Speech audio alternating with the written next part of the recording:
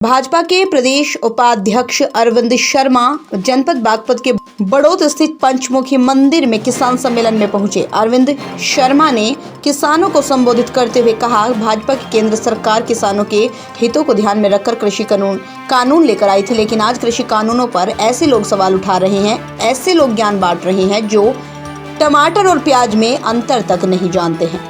उन्होंने कहा, पिछली सरकार में भी कानून वापस हुए हैं, लेकिन अंतर ये है कि उनकी सरकारों में बंदूकों के बल पर कानून वापस लिए हुए और भाजपा की सरकार में देश के प्रधानमंत्री ने माफी मांगकर कानून वापस लिए हैं।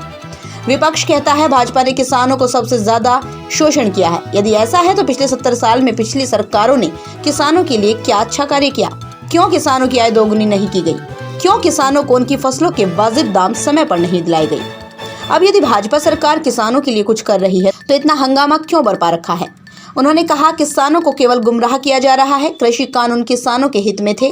विपक्ष के ऐसे लोग कृषि कानून को लेकर ज्ञान बांट रहे हैं जिन्हें टमाटर और प्याज में अंतर तक मालूम नहीं।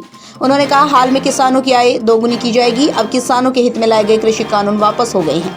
भाजपा किसानों की ही सुनेगी, जो कुछ वो कहेंगे वो कार्य भी होगा, लेकिन वो विपक्ष और तथाकथित संगठनों के बहकावे में ना आए। राजीव शर्मा, बागपत।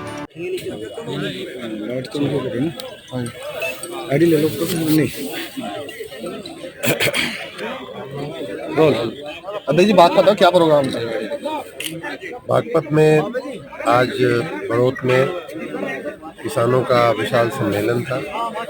आप देख सकते हैं कि हजारों की संख्या में यहाँ किसान उपस्थित हुए थे और बहुत अच्छी बात हुई। किसान नेता भी यहाँ थे, किसानों के प्रतिनिधि भी थे और सामान्य किसान भी थे। सबके बीच हमारी कृषि में बेहतरी कैसे आवे, किसानों के जीवन में बेहतरी कैसे आवे, किसानों की आमदनी विशेष रूप से कैसे दोगुनी हो, कैसे उनकी आमदनी बढ़े और कृषि के जो विविध क्षेत्र हैं उसमें जो अन्न उत्पादन है, दूध उत्पादन है, फल और शाक और फूलों का उत्पादन है, इन सारी बातों पे प्रकाश डाला गया, सारी बातों की चर्चा हुई है। हमें विश्वास है कि आने वाले दिनों में भारतीय जनता पार्टी की सरकारें मिलकर के किसानों की आमदनी दूनी करने में और उनके जीवन को बेहतर और सुखमय बनाने में सफल होंगी। किसानों के बीच आप पहुंचे हैं।